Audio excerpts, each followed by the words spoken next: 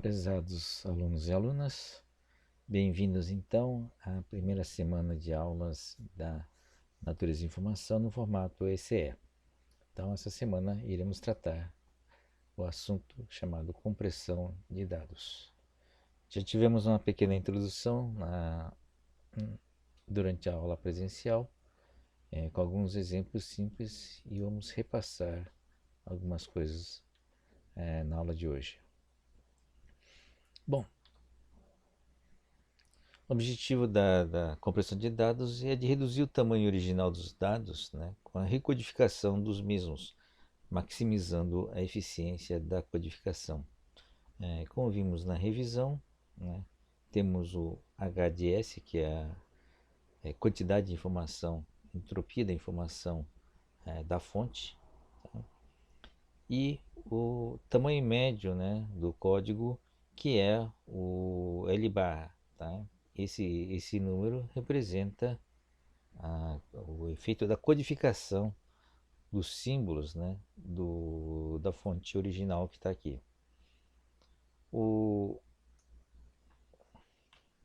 Desculpem. Bom, o objetivo da compressão é que realmente o tamanho original dos dados que foram capturados e transformados em dados pode não ser eficiente. Isso porque o objetivo principal na fase inicial de coleta de dados é você ter um processo fácil de codificação. Tá? E muitas vezes também é importante que essa facilidade de codificar e decodificar seja presente para que eu possa checar realmente se os dados foram capturados ou foram codificados de uma forma adequada através da sua decodificação e verificação. Então, muitos valores são codificados na forma textual, como usando um padrão de código de tamanho fixo, que é o ASCII, e muitas vezes isso gera muita ineficiência nesse processo de codificação, gerando, portanto, como resultado arquivos extensos, né, muito extensos, que poderiam ser otimizados.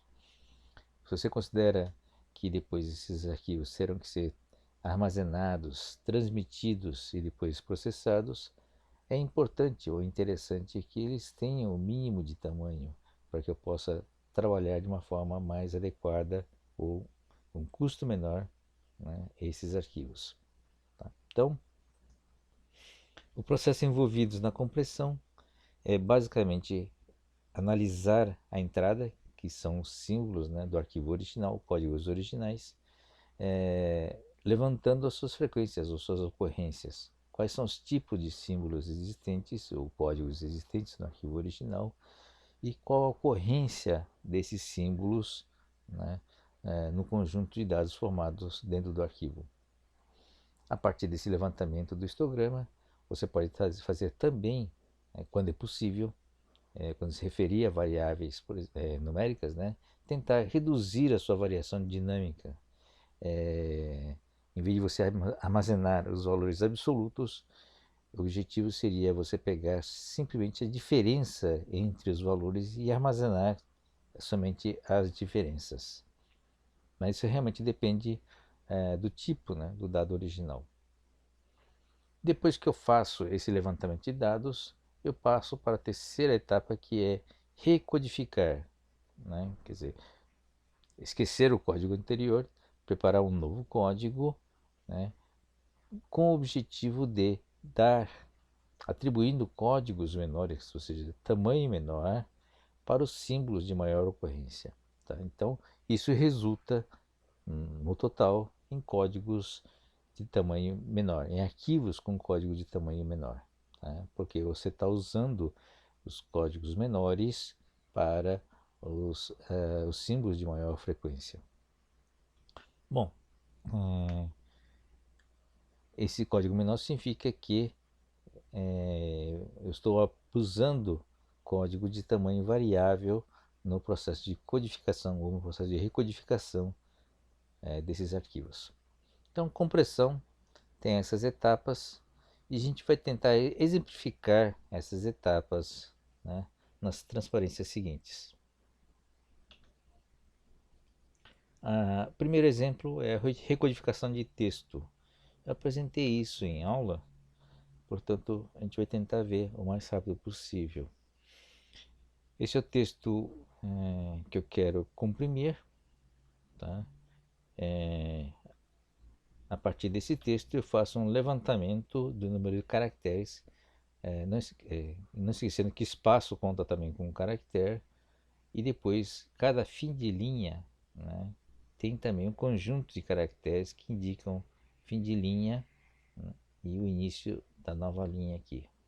Tá? Então, esse é o total de caracteres por linha.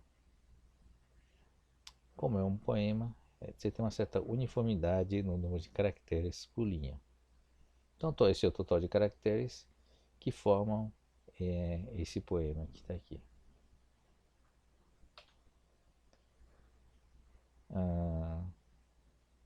Esse aqui é o levantamento dos caracteres que apareceram no poema. Tá? E isso aqui é a mesma lista, né? Deixa eu voltar para a lista anterior. Tá? Isso aqui tem ordem alfabética.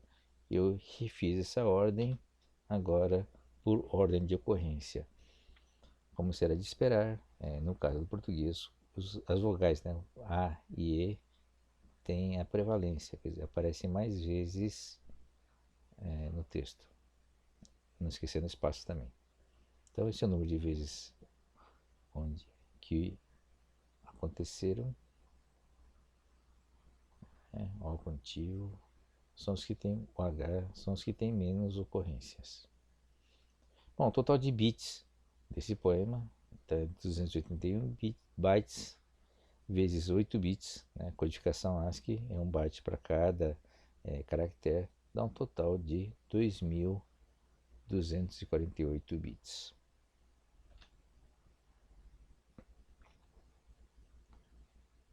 Aqui é um exemplo de um histograma, né? Só que um histograma é do alfabeto inglês. Então aqui são os caracteres e aqui é a ocorrência. Bom, voltando ao nosso poema. Tá? Então nós temos a codificação original, que é a codificação ASCII, e vamos propor um novo código a partir desse levantamento do histograma. O objetivo, portanto, é utilizar menos bits, né, palavras menores, códigos menores, para os símbolos, o que tem maior ocorrência.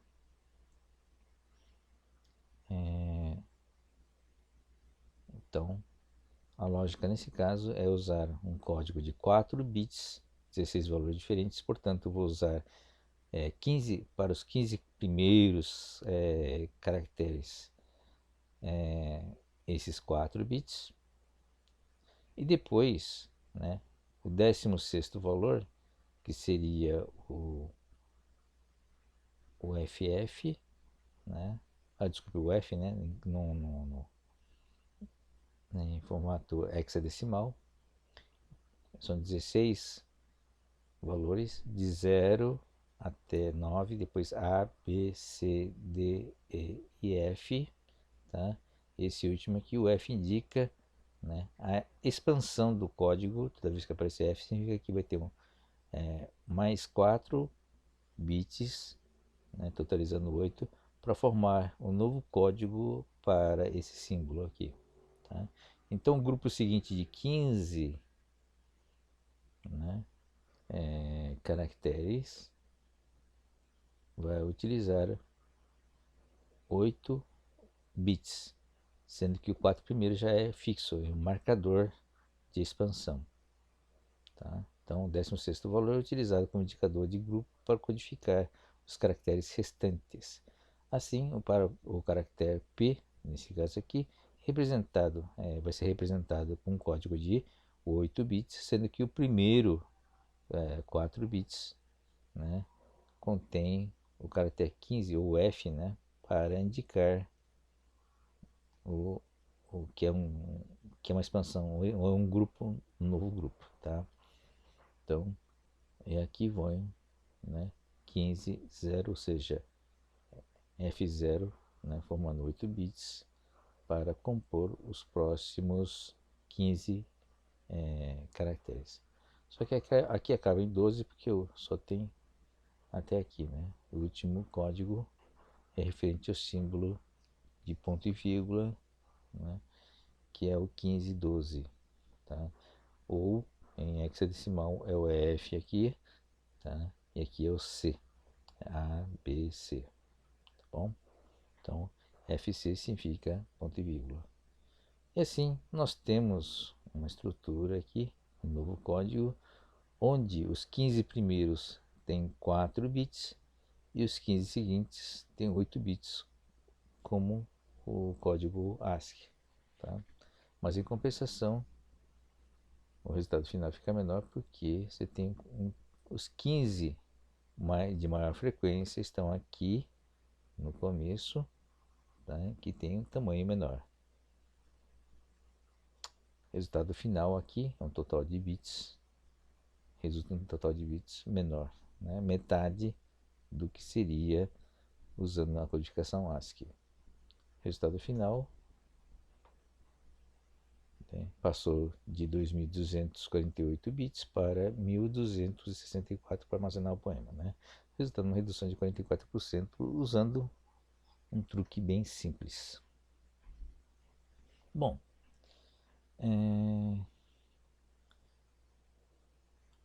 os programas de compressão de texto, ele faz mais coisas do que isso normalmente, né? Você pode ter um grau de compressão muito mais elevado do que isso. Os mais recentes, aliás, os melhores, né? Não fazem o levantamento só, né, do número dos caracteres. Eles fazem um histograma de uma coisa mais completa chamada fonemas, né? Um conjunto de palavras, um conjunto de caracteres, tá? Com isso, ou até fazem um modelo, né,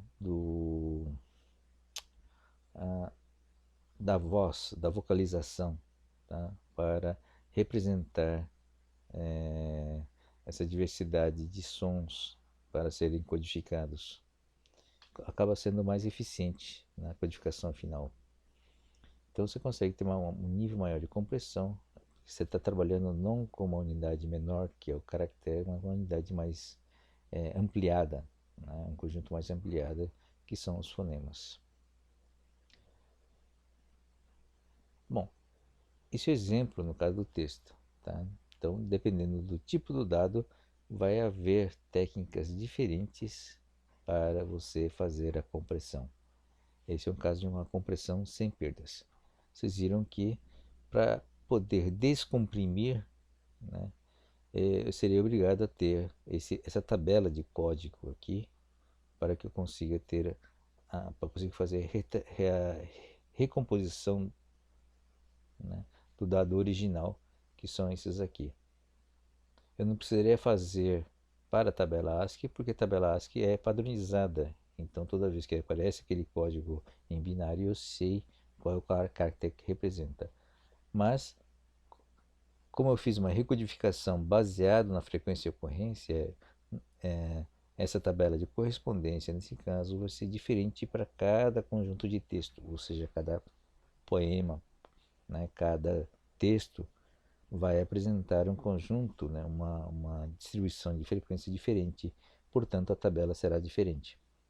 Em função disso, você tem que colocar essa tabela de correspondência, a gente chama de dicionário estático, antes, né, de cada arquivo, que basicamente é uma tabela de conversão, representando o que cada código representa, né, para esses símbolos que estão aqui. Senão eu não consigo descompactar o arquivo. Voltando aqui, o exemplo seguinte, tipo de compressão com perdas ou reversível, e o tipo de compressão com perda ou irreversível. Tá? Então nós vimos aquele exemplo de texto como um tipo de compressão sem perdas, porque eu consigo reconstituir, né, o meu arquivo original. Com perdas, uma compressão com perdas significa que o, há uma perda do universo de símbolos original. Com isso, com essa perda, portanto, como eu não codifiquei aquele símbolo original, eu não consigo recuperar o dado original quando eu faço a descompressão. Então, esse processo de compressão com perdas, eu tenho que saber separar quais são os dados que eu consigo, que eu consigo desprezar sem que haja uma perda significativa na qualidade final do arquivo. Eu não posso perder símbolos que têm muito valor, ou que têm uma utilidade significativa, senão não tem sentido fazer a compressão. A compressão final, com perdas desse tipo de dado, acaba se resultando num processo de perda de qualidade final do arquivo.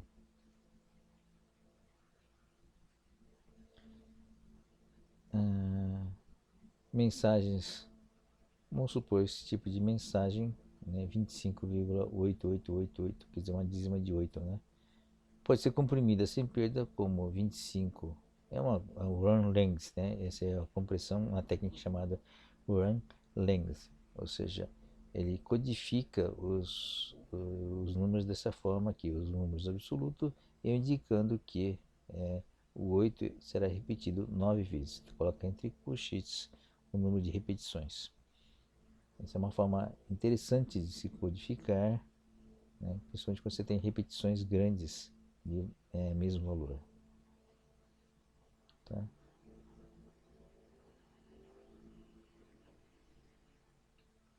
Para codificar com perda, tá? Ou seja, reduzir essa quantidade original de dados com quantidade menor, você arredondaria o valor original para 26, por exemplo, né? Onde você perde o valor exato, tá?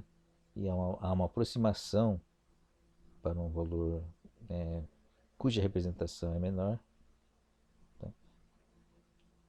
Desde que essa perda dessa precisão não seja significativa sob o ponto de vista de uso desse dado. Tem outro tipo de compressão chamada offline e online. A diferença entre um e outro é que no offline eu tenho todos os dados antes de fazer a compressão. Então, nos exemplos anteriores, a gente colocou os dados todos que foram. Eu tenho acesso a todos os dados necessários para fazer antes a compressão. Ou seja, eu consigo analisar, eu consigo escolher a melhor técnica e consigo, inclusive, avaliar se usando um determinado algoritmo resultou no arquivo maior ou menor. Então, e tem também todo o tempo disponível para fazer esse tipo de análise e fazer a compressão. No caso online, eu não consigo fazer isso porque os dados estão vindo gradativamente.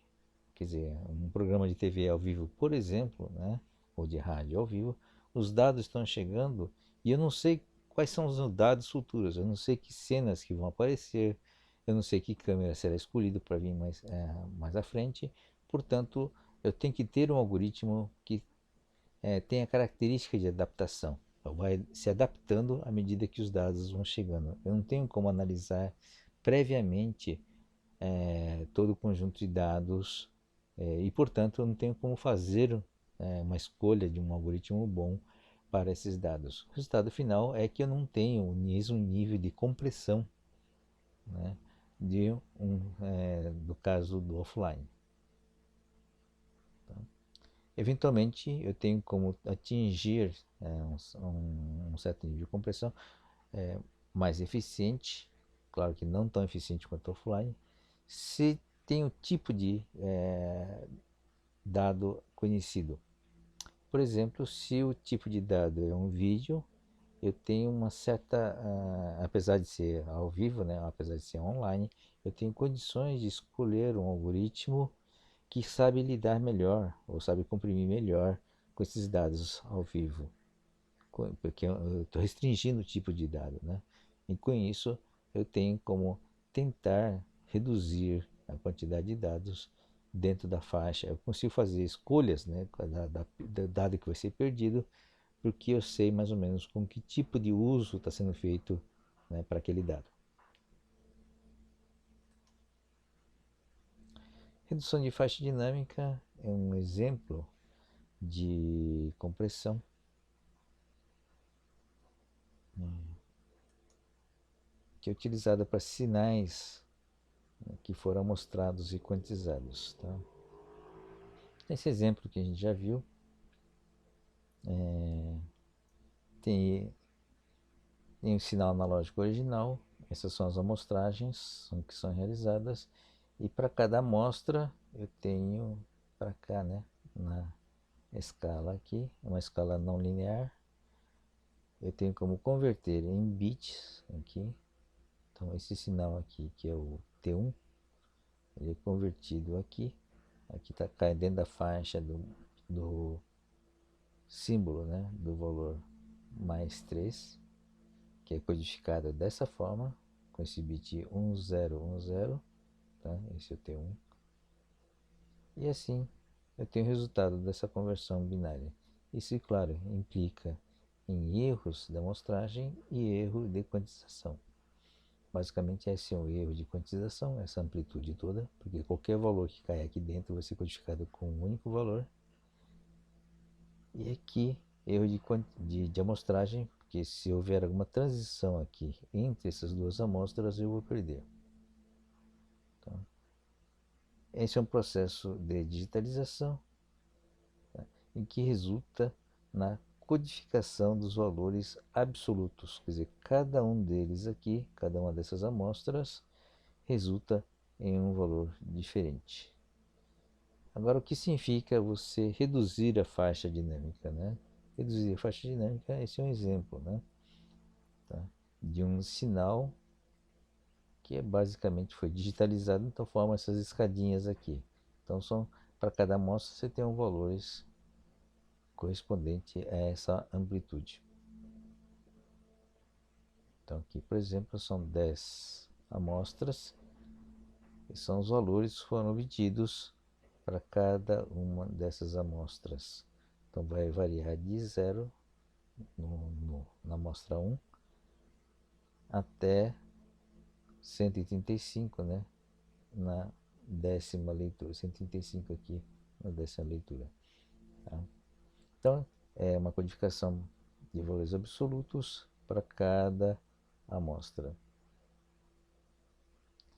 Agora, qual que é a ideia de uma compressão que você armazena não os valores absolutos, mas a diferença de valores? Então, a ideia aqui é você começar uma redução da faixa dinâmica. Então, em vez de você codificar valores dessa amplitude, você codifica apenas valores menores, que é a diferença entre uma amostra e outra. A maioria dos sinais físicos, né, não é só o som, mas qualquer sinal físico, qualquer fenômeno físico, ele tem uma sua transição ao longo do tempo, no eixo do tempo, de uma forma relativamente suave. Quer dizer, não existe uma transição brusca, instantânea, de um nível de sinal para o outro, né? Você vê aqui um nível analógico normal tendo suas transições ao longo do tempo. Você não vê uma coisa súbita de valor, mudança de valor daqui para cá, por exemplo, entre uma amostra e outra. Tá? Então, em função disso, né, normalmente entre uma leitura e outra as diferenças são pequenas. Tá? E a ideia é você codificar essa diferença. Então nós temos diferenças que vai, nesse caso é proposital, é uma reta, né, o sinal resulta nessas diferenças constantes, tá? Porque é uma reta, e ao codificar isso, você só tem dois valores diferentes, em vez de ter 10 valores diferentes. Tá? 10 valores diferentes, eu preciso de 8 bits para representar. E nesse caso aqui, com apenas dois valores, basta um bit de codificação. Isso resulta, no final, em que em vez de 80 bits, eu só preciso de 10 bits para representar este sinal aqui.